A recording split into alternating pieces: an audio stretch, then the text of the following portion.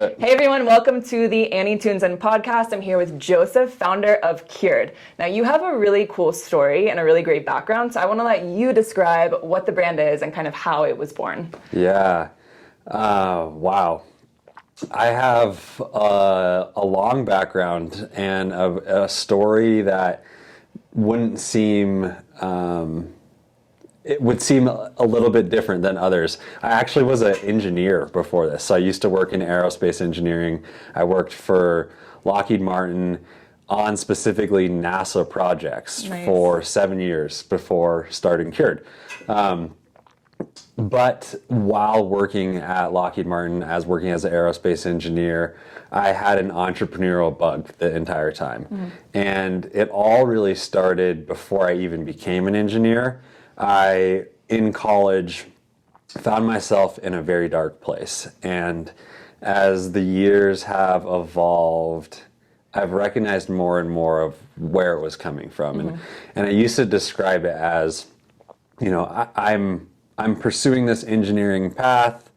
I am a person that really likes to work out and take care of myself and pursue my ultimate potential. I had this bug since a very young age.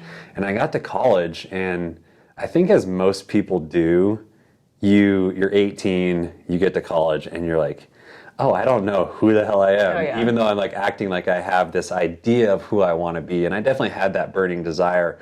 But in college, I completely lost myself. And I was surrounding myself with people that I have a deep love for. But the decisions that I made by being around those people were very destructive. Okay. Drugs, alcohol, you name it. And my life turned into 4 or 5 nights a week out of 7 days a week. I found myself out partying and completely just losing who I was with that burning desire. And wow, I want to pursue health and fitness and become an engineer, and I have this idea of what this grandiose career is going to be. And on a Tuesday morning in 2012 at about 2:30 a.m., I found myself on the edge of a bridge. I'd climbed over the guardrail, and I came out of a blackout on the other edge of the guardrail. And I was looking down, blinking and looking around, looking down the rocks below me, and I was like, oh my God, this is how far I've gone. I didn't realize that what was manifesting as anxiety for a really long time of me not living in integrity. I wanted to be this person, but these are the decisions I was making, and this is the life I was living, the destructive life that I was living. And that dissonance between the two led me to a very dark place, and I didn't realize how dark it was until I found myself on the other edge of that guardrail, realizing I was about to end my own life. And I don't know what this person was doing, but there was somebody down below the bridge on a Tuesday morning at 2 a.m. And he just said, don't do it. Oh my God. And then he asked, can I come up there? And I just collapsed, and I was holding on to the railing. I said, yeah. And he came up, he pulled me over. Next thing I knew, I was home. And I remember taking a handful of Xanax, so I was already extremely under the influence. I took a handful of Xanax, and then the next day I woke up in the hospital. Oh my gosh. And my parents were standing over me, and the doctor was asking, we're going to run some tests, and is there anything that we're going to find in your system? And I basically listed off every party drug you could think of, and Xanax and alcohol and everything else, and to see the life crumble out of my parents was just so devastating. And I didn't realize how far gone I was until that day, and I was instantly put on antidepressants. I continued to make terrible decisions and continued to drink. Over the next several weeks, I found myself on the kitchen floor multiple times, one time trying to slit my wrist. And what it really was I had this deep hatred for myself. And I've uncovered a lot of what it was in therapy over the years. And what I was doing was I was masking pain, and I was masking who I wanted to be, and thinking that I didn't deserve a big, beautiful life. And my parents pulled me out of Boulder. I went to school in Boulder, Colorado at CU, and my parents pulled me out of the town. I moved home to Littleton with them. I went from having what was considered, one would consider like a big friend group, to having no friends, and to being on the doorstep of getting my engineering job that I worked so hard for. Engineering school is no joke, and I was doing very well in school and also living that destructive lifestyle. So somebody would look at it and be like what? Like, how is that actually happening? And that's where it all started, because when I moved back home to my parents' house and was interning down here and then driving up to finish school, I was doing this like 2-hour loop every day. I was very lonely, but I started to find I found bodybuilding. And I found, that's when Instagram, like 2013, 2014, the bodybuilding world started to, like, it just started. And I saw the physique competitors, and I was like, oh, like, I've always wanted to, like, push my body to the limit. I've always been interested in health and fitness. Growing up, I played all sorts of sports, and I lost that in college, obviously, and started to be just like, the picture of who I was like, who is this? I don't know who that is. And bodybuilding got me really excited. And over the next 4 years, while I was working as an engineer, I started competing and actually did really well for several years while I was competing, and was in the top 5 at the national level for multiple years, and then placed 8th once. And I was like, okay, this is going backwards. It's taking up so much of my time, and it does take up your entire life. It completely absorbed me. During that time, I was making a lot of great connections with other people that also had really amazing stories, that found bodybuilding, that found fitness, and utilized fitness to get through difficult times. So I found this like group of people, a network of people that had experienced similar types of experiences as myself. And what I did realize towards the end of those 4 years of my bodybuilding career was there was this one time I took a selfie, I did #health, and I looked at myself and I was so shredded. I had, 3-4% body fat. I was taking a bunch of steroids, and I realized that I was once again not in integrity. I said, like, this #image of health that I'm trying to portray, that did start as something that was very good for me. It did save me in the destructive way of living at one point, had turned into yet another issue, yet another disordered way of living. And I think a lot of people that go into the health and fitness space tend to run into that. It can become very disordered. It can become very unhealthy when we say we're in the health industry, but we're not portraying what's actually healthy. And that's where Cured was born. Because I had started a podcast named Committed Physiques Radio. I was interviewing a bunch of competitors and getting their stories. Some of those people represent Cured now, which is awesome. It was 6 years ago now, and it was just developing friendships and community. And when I had that, maybe you could call it an awakening of like, oh, this really isn't healthy, retitled the podcast Higher Health, and then started really like Higher Health in the concept of like, what is like the true definition of health? Like higher consciousness, higher vibration, like what is health really? And how do we break through all these things in the world that are saying that they're healthy but not actually are? And I started talking about using cannabis, and specifically CBD, to help calm my anxiety. And I had several people on the podcast say, oh yeah, I've like used cannabis and I've used it in this way. And some people would say I used it to be creative. I used it out when I was hiking and to become like very in tune with like nature and my body and myself. And I was like, oh, like that message is so missing. And I think that there's a stigma around cannabis that's wrong. And that's when the whole mission started. I had the Higher Health podcast, and then that actually ended up to launching Cured, and then stopped that podcast, but now we have the Cured Collective, which is part of just telling our story. But that's where Cured was born, and it was born out of a desire to shift the narrative around what is healthy and what is not. And part of that was the utilization of cannabinoids for our overall health and wellness. And it's evolved from there, as we can talk about. But that's where it was born. It was born from this like journey through hell for a while, and like finding myself back in it and doing a lot of self-auditing.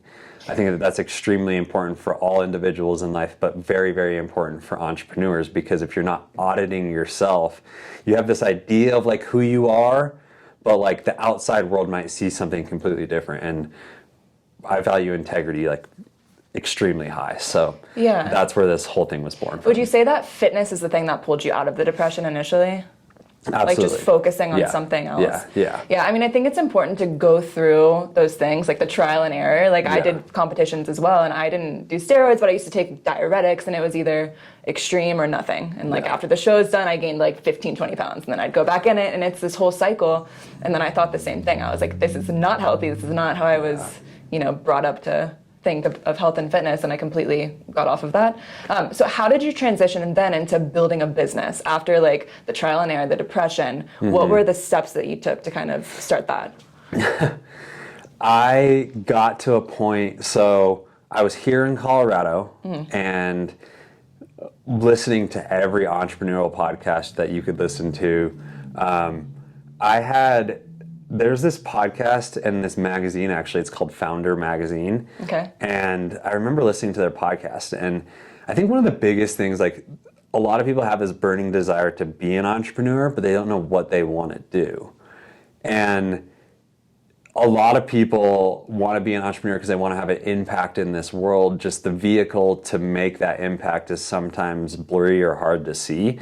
And so I remember I would sit at my desk at when I was in my engineering career, and I would just have this notepad next to my mouse, and I would write down ideas. And like, I tried to hit 10 ideas a day. Some days I didn't do it, some days I did, but like just that going through the iterations of like, well, all those ideas are bad. All those ideas are bad. Like I did it over and over and over again. I actually coached people for some time when I was competing. I was like, oh, like, is this what I want to do? And built like kind of a business there. I wouldn't even say it was a successful business, making a couple $1,000s a month, but like I realized that, okay, well, I'm not portraying this true idea of integrity and health. And then I moved to San Diego with a girl that I was in a relationship with at the time, left my one engineering career. I took the quickest job I could in San Diego to get us to San Diego. I was like, okay, we need to be like financially stable. San Diego's expensive. California's expensive to live in. And I actually had gone to like 3/4 time at my original job to try to start the coaching business. So I'd been working 3/4 time, and then I took the job in San Diego and went back to full time. So I took a step backwards when we moved to San Diego. And I went from a big aerospace company to a little aerospace company. And in that move, I realized what I was doing in coaching wasn't going to turn into what I wanted it to. And so I'm just going to continue the podcast, and we're going to move out to California. I then started working full time again, so I didn't have as much time to put into the mission of building a business. And I said, you know what, I'm just going to have an impact in this new company. I have 6 years of aerospace experience. They're trying to start their aerospace division. And I have knowledge from a big corporation. And I tried to be an integral member of the team as quickly as I could have. And I don't know if it was the way that I approached it. I try to reflect on it a lot, but it got to one point where my boss stopped inviting me to meetings, and I was like, hey, like we should do it this way. And it's like, no, like we don't do it that way. That's too much. That's your red tape way of working. And I'm like, okay, like my ideas were just getting shut down left and right. One of these days, and then I moved the girl that I moved to San Diego with. We broke up, so found myself in San Diego alone, not having like the friends because I didn't like get along with other engineers very well. Not saying that there aren't awesome people, but like I just didn't click, and we didn't click, and so I didn't have a friend group. I found myself taking a massive step backwards, so I found myself slipping into depression again.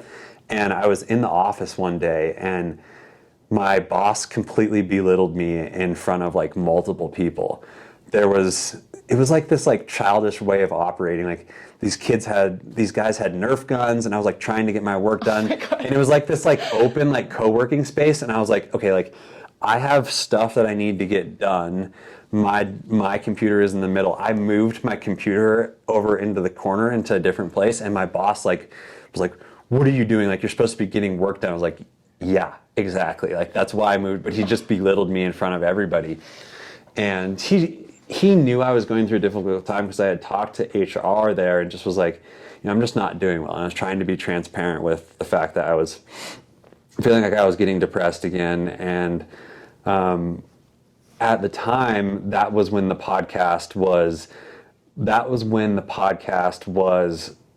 starting to have like more eye-opening conversations. And that whole experience happened. I was like, wow, I'm getting to my edge with this new job.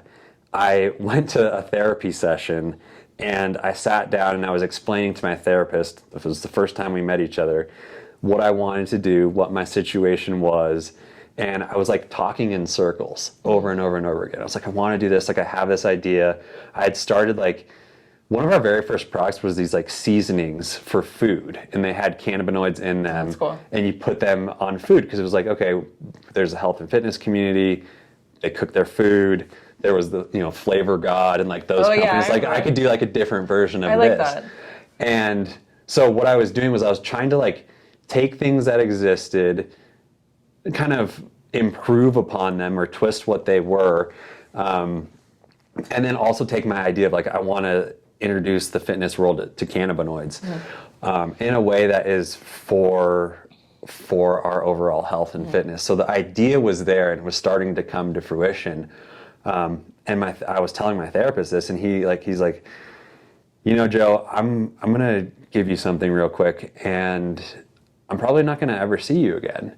And I was like, okay. And he turns to his desk and he takes out a card and he writes something on it and he hands it to me, and I grab the card, and it just said permission on it. And he goes like, I'm giving this to you, but you need to give this to you. You need to give yourself permission to do whatever the hell you want. Mm-hmm. And I walked out of that therapy session. At 9 o'clock at night, had written a letter of resignation, drove to the office. I had my key card. I put my key card in the door. I put it on HR's desk, and the next day got a phone call, and they were like, "That's it." I was like, "Yeah, that's it."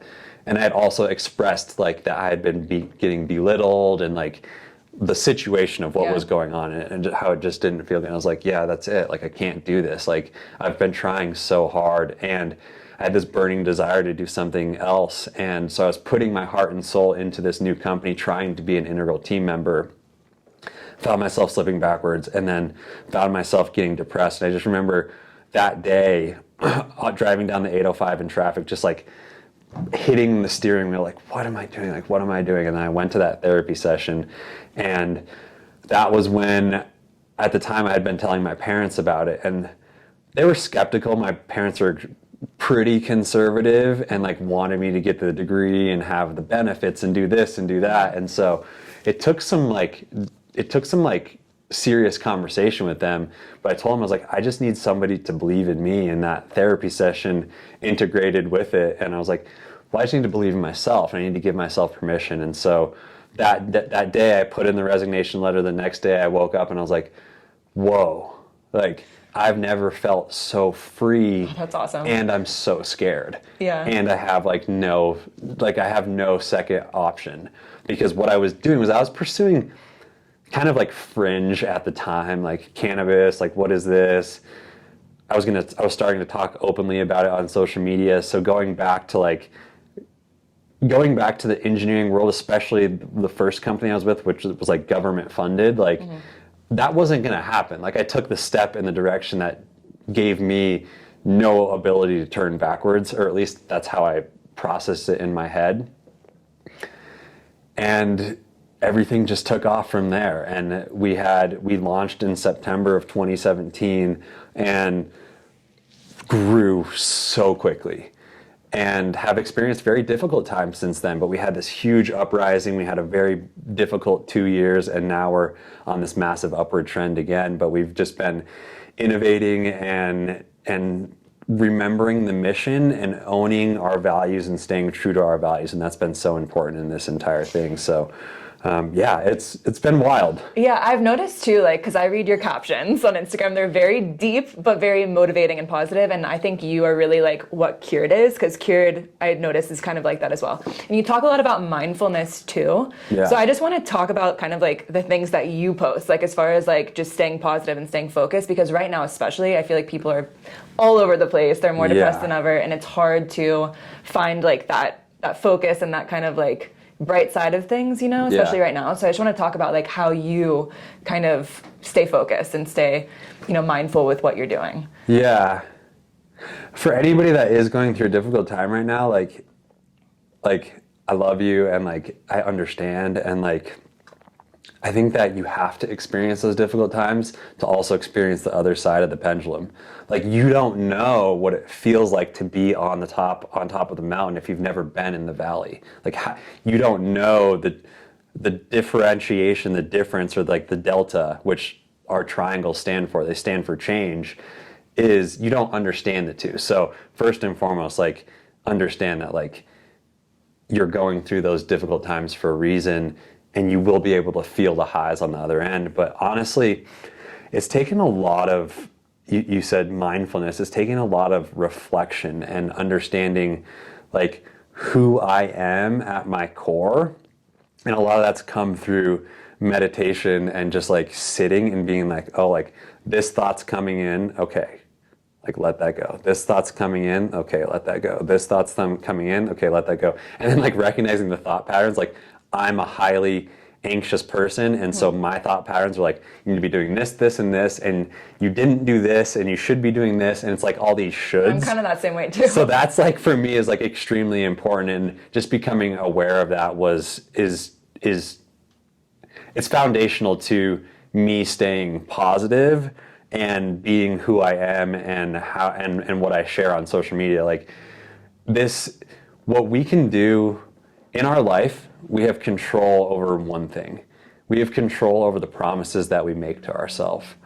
If you make a promise to yourself that you're going to change, if you're going to drink a gallon of water, or you're going to eat differently, or you're going to stop doing the destructive thing, stop drinking alcohol, or you're going to say you're going to do something and for somebody else and then follow up on it, that's actually at its core a promise to yourself, because you are developing and forging like your character. So for me, that's what I've realized is my depression, and as you maybe can kind of understand through the initial story, comes from me not fulfilling promises to myself. And it's hard. That may not be the case for everybody, but the truth is that's all we can control. If you make a promise to yourself and you fulfill it, you build micro confidence, because you say, oh cool, like I accomplished what I said I was going to accomplish. I trust myself. Okay, so I trust myself to be able to do this, and I know that I can do it again. And over the course of time, that micro discipline and that micro confidence and trust that you build in yourself can turn into a multi-million-dollar company. You just have to take the first step. And you also have to understand that there's going to be times where you're going to see downturns, you're going to go through hell, as we've gone through just in having this business. But for me, that's what it is. It's the recognition of like, okay, if I feel off, typically I need to look back 60, 90 days and ask myself what I stopped doing. And at the core, and this is one of our core values, is responsibility. It's like, what can I take responsibility for? It's very easy to project. It's very easy to go, this is going on in the world, so I'm not going to do this because this, and this, and I'm going to point my finger at that. And like, that can be true. There can be a lot of shit going on in the world, but it doesn't feel good to like let that be your operating system. If you let that be in your consciousness all the time, like you're just not going to feel good. And that's where like the mindfulness approach to living and like conscious living really comes from. So for me, that's what it is, like being aware, creating awareness around who I am, because that's most important. Who am I? Like, how do I show up in this world? And then how do I fulfill the promises that I make to myself? And if I'm feeling off, like, when I say promises that I make to myself, it might be like the to-do list that you never like checked off the things on. And over the course of time, like those little to-do list items, they take up mental capacity. As much as we like to like think that we can brush them off, it just piles. And sooner rather than later, like you feel like you're standing on this foundation that's very weak. And so for me, that's what it's been, is like strong foundation, strong promises to myself, integrity, building micro trust, which turns into something much bigger over the course of time. Yeah, and I'm a big believer in energy too. Oh yeah. And I don't know if you notice this, but I always feel like when I'm off or when I'm negative, then things don't come to me. And when I'm positive and on myself, it's like things just come, and I'm like, whoa. Yeah. So Yeah. did you find that happened to you as well? 100%. Yeah. I think that I think that I like I'm trying to get away from calling it woo-woo, because when people say woo-woo, like it's like turns people off. But I am a firm believer in the law of attraction and the fact that like you actually call in the energy that you put out into the world. 100%. Like, because you like, I mean, like, thank you for like seeing that in me. And I think that you see that in me, because that's what I try to put out into the world. And like, since you walked in here this morning, I was like, oh, like, I feel that from you. Yeah. And I think that that's how it works, is like when you feel somebody vibrating on the same energy level, you feel a connection to them and you start to call in more of that. Like that's one of our core values at Cured are responsibility, service, and nature. And there's some sayings that have stemmed from those values, but the nature core value is like, who are we in our true nature? And the answer to that is like, we're all one. Like we're all the same thing. We're all living this life, like trying to be like, well, like I think I know what I'm doing, but really we're just trying to like, we're trying to experience this life to its fullest. And like you are me living a different life. And plants and nature, they're all us like living a different life. We're all connected. Like if there's energy, if there's life in something, there's energy in it. There's a vibrational frequency to it. And my background in physics and engineering like tells me that that's true as well. So I also think about it from a spiritual perspective, but it's all like, the more that I sit and ponder that idea, like we truly are all one. And for us to live the life that we want to live, like the only way to call in that energy from other people is to put it out into the world. And then when you put out the negative energy, you're going to get negative shit. Yes. So yeah, I mean, it's just saying like the idea of what's going on in the world and energy and how everybody's influencing each other. Like when it comes down to it, I feel, and I hope that this is true, because I really want humanity, I want us to pull ourselves out of this. Sometimes it feels like, wow, like how are we ever going to do it? I know. But like, I think that there's some people yelling about something in our current world, and there's this other group of people yelling about another thing.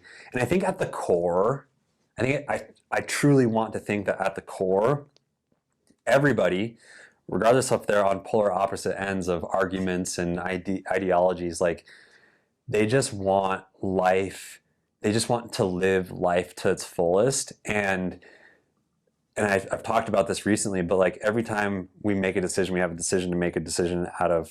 opportunity to make a decision out of fear or out of love. And I spoke about this on a podcast recently with Casey. I don't know if you know who Casey Orvidas is. I don't think so. Coach Casey Joe on Instagram. But she talks about growth mindset. And if you think about fear, or if you think about love, like fear is a very contracting energy and love is a very expansive energy. And I want to say that there's forces in our world today that are invoking fear. And think about like how do you have open arms for other people when fear is being evoked in your life through media or or social media, like when like people are perpetuating messages, but like Right, what you consume. yeah, like you literally become what you consume. Totally. And when you're living in fear, how could you ever have your own arms open in love for somebody else? Like you just can't. And I want to say that at everybody's core, like everybody is good and everybody wants the same thing. I don't think people can hear each other right now. Yeah. Like hear them in their core essence. I think people are just yelling like you guys are talking past each other, and I do it too. Like we all do it because we can get so frustrated when we feel something as true for ourselves, but we can't convey that truth to somebody else. Totally. You know? Yeah, actually, going back to that with consuming things, I used to, the last like 2 hours of the night, I would watch TV, I'd scroll on social media. Recently, I started learning electric guitar, and I started taking walks by the beach, and I noticed in the last month, I am a whole different person. I don't feel that negativity. I'm not going to sleep thinking these like bad thoughts or like, oh my God, tomorrow, what do I have to do? I'm super relaxed. I'm super pumped the next day, and I feel so much better. And I get better sleep. I was going to ask, do you have an Oura Ring or a Fitbit or anything? No, I don't. I was curious about seeing your HRV to see if your HRV has improved given you not consuming anything that like throws off your nervous system before bed. Also, a tiny bit of THC before bed. But that's, I mean, and that's beautiful. Yeah. Because like what it is that like, especially if you're out like walking on the beach or playing the guitar, what I've noticed with THC is that so I spoke about my drug use, right, in college. And then when I started to use cannabis again, I was sober for several years. Obviously, then I started taking steroids, so I failed that. But like when I was several years into being sober, I went into the dispensary here and you started using cannabis again. And that was when I was like, oh, like I was using cannabis back in my college days. But if I think back to when I was using it when I was hiking, or like you're saying, you're walking the beach, and like utilizing THC, what it does is it brings you fully into the present moment. Like you're like, if you're using it correctly, and like you're surrounding yourself with like, oh, you're like listening to music, or you're walking on the beach, or you're playing music. Like that's what I've noticed is and I also like speak about that with like mushrooms, and like we can talk about whatever you want to talk about, but that's what I've realized is that there are components of nature that are wanting to bring you into the present moment. And I truly believe that that's what's going on, because this present moment is like, it's all you have. My wife and one of our dogs passed away last week from a heart attack. Unexpectedly. He was 6 years old, healthy. It's rocked our world. And it was a huge reiteration of like, you literally just have this moment. And I think that that's what a lot of plants are trying to tell us, especially THC, other psychedelic plants. Like they're trying to bring you into the full present moment and wake us up to being like, stop worrying about like what's going to happen tomorrow or the next day or the next day. Or like stop worrying about what happened years ago. Like you can't change that, and you also can't control what's going to happen. Like the control is huge. You know, like that's what it is. I think we just need to let go. Yeah, and I think I agree with you 100%. I think CBD is more popular now. People are not, they don't give that a bad rep. But still, I notice THC, mushrooms, still bad stigma behind it with people. But and it's not. So I wanted you to kind of bring light to just like microdosing, like little amounts at a time. Like why is that important? With psilocybin or with THC? I guess both. Okay. Yeah. So is your audience familiar with psilocybin? I don't think so. Okay. No. So yeah, I want to be extremely careful with this, because it's extremely important to have these conversations in a way that is grounded in like a conscious approach to using nature to optimize our life, anything can be used destructively.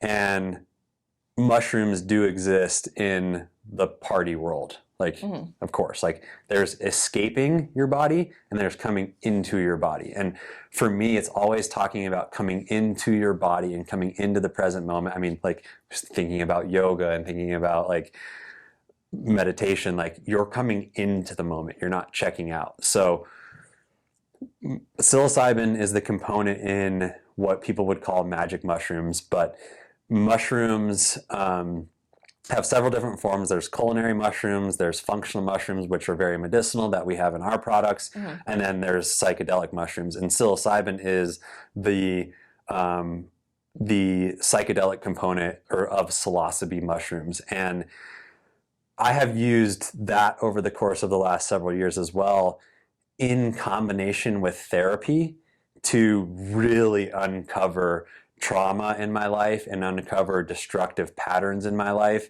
And I'll also say, like, I'm not a doctor, I'm not giving any medical advice, but what I have realized in the use of psilocybin mushrooms is, again, the same thing. Like, it's waking me up to who I am and my like core essence, and not what the world is telling me I am, but like who, like, creator, God, spirit, whatever source, like, is telling me who I am.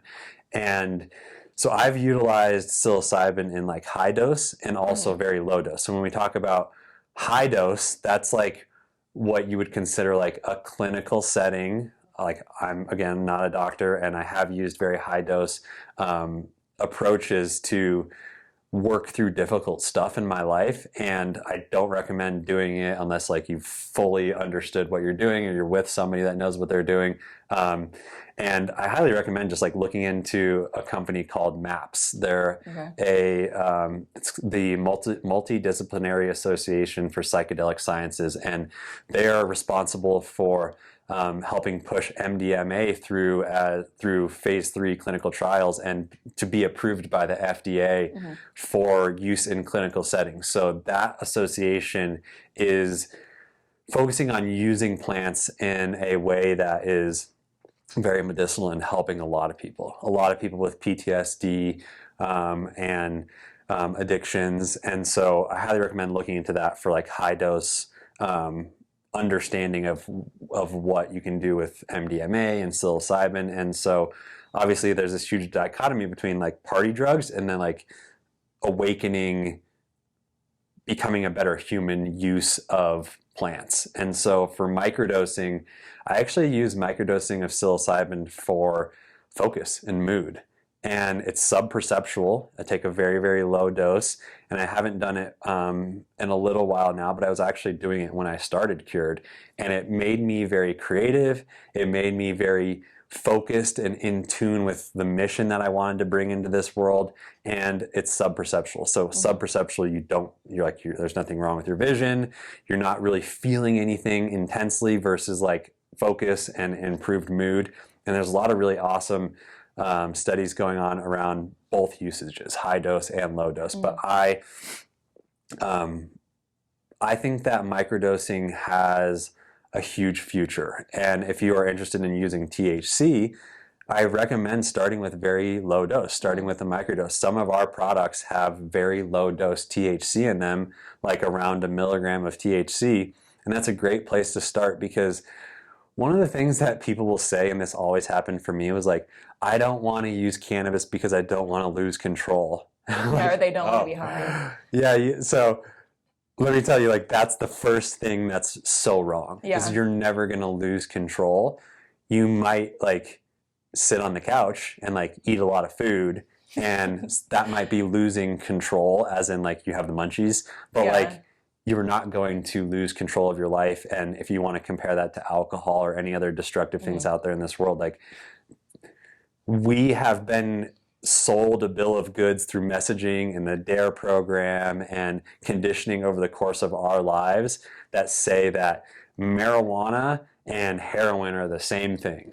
And it's like, that's so wrong. And so for a lot of us, like, that's how I grew up. Like, when I went through the DARE program in school, some older generations still aren't very accepting of it. So I truly think that the introduction to this realm of plant medicine is through microdosing things like THC and then in the future psilocybin. And I think that the future is going to be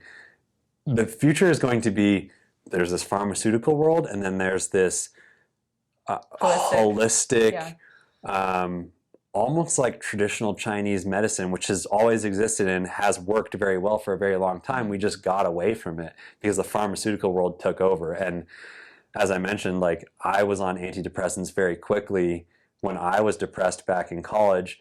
I was making destructive decisions at the same time. So of course they weren't working. But even when I wasn't making those destructive decisions, they weren't working for me in the way that I wanted them to. So that's what fueled the whole mission to build Cured and create this alternative approach to optimizing our life. And like, you could view us as a supplement company, but like we're a supplement company of the future, like not what supplement companies used to look like. Yeah, I like that. I mean, going back for the THC, I used to smoke all the time in high school. Yeah. And it was too much to the point where I didn't like it. I didn't enjoy it. It was like just over the top. So then recently, of course, I don't have a high tolerance anymore, but I've been taking like maybe 1 or 2 milligrams. And I'm not high, I don't feel high, but I feel that like focus. I feel just like more relaxed, more calm. Yeah. And I think that's what people need to realize is it's not like, you don't have to go over the top. You can do like tiny amounts. And you have that in your products as well, right? Yeah. Like very small. Yeah. And like, let's be real, it's extremely safe. Like overdosing on THC means you're not going to get off the couch. And so like for us, like you could take some of our capsules, the raw gel capsules that we have 30 milligrams of CBD in them and about 0.7 milligrams of THC in them. That's like the legal limit on how much THC we can get into it. But if you start with that and you just take one, you're going to feel like, ooh, like I feel the THC, but it's not going to be overwhelming. And it may be an unfamiliar feeling for some people at first, but you're not going to like be like this overwhelmed idea of like what people would, I think, call high. Right, and it also helps with a lot of recovery as far as fitness goes. So I think that's another good reason to use it. So what is next for Cured? I know you have new drinks. Yeah, we're actually I don't know when this is going to release, but October 4th, we are releasing our first drink line. And so true to the Cured values and the Cured way of building products, we focus on more than just cannabinoids. So most of our products have cannabinoids, functional mushrooms. So those are like the medicinal, traditional Chinese approach to mushrooms, lion's mane, reishi, turkey tail, chaga, and then adaptogens, other herbs. So we took that idea and then we're now releasing a ready-to-drink beverage, the first of its kind. It took us over a year to develop, and let me tell you, like, product design is one of the most eye-opening experiences in building a company. There's a lot of companies out there. Most companies do white label products. So they go to a manufacturer, they say, hey, I want to release this product. The manufacturer goes, we have this formulation. They go, cool, I'm going to put my label on it. Like, that's how the supplement industry works.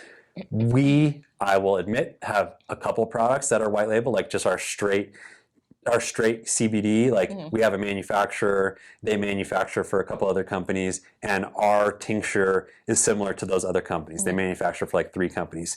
We did a lot of quality control and down selection in doing that, but every other product that we have has been formulated by a clinical herbalist. That's awesome. And we have taken a very long time to bring them to market. So the first one coming to market is called Euphoria, and it's been created to create clear-headed euphoric energy and replace the caffeine that most people utilize throughout the day. Like, I'm drinking coffee right here, but the truth is, like, caffeine after about noon, the quarter life is 8 hours. So if you're drinking caffeine after noon, you're going to end the day with caffeine in your system, and then you're not going to be able to sleep.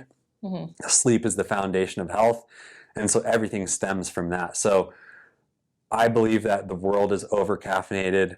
I love caffeine. I'm always going to drink coffee in the morning, but 1 cup, and I'm not going to drink it in the middle of the day. So no caffeine, no sugar, 5 calories just coming from the fiber and the lion's mane mushroom in that, and has what we call the trinity of ingredients, the cannabinoids, the mushrooms and the adaptogens, and released in 3 flavors. And it's a ready-to-drink beverage that we really think is going to replace a lot of the over-caffeinated, over-sugary energy drinks out there on the market. Oh, I'm super excited to try it. Yeah. Well, yeah, thank you so much for sitting down with me. So where can they find you? Where can they find Cured? Yeah. So myself, you can find me on Instagram, Joseph Sheehy. Last name is Sheehey. And then Cured on Instagram.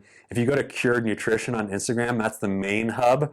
The drink is released on a page named titled Drink Cured. And then we have our Cured Collective podcast. But if you go to Cured Nutrition on Instagram and then go to curednutrition.com, you can get our newsletter and figure everything out that we're doing. We have a really big mission, and we're 4 years into the business, and we're really just getting started. So cool to hear. Yeah. I love it. All right. Well, thank you so much. This is the Annie Tunes In podcast, and we'll see you guys next time.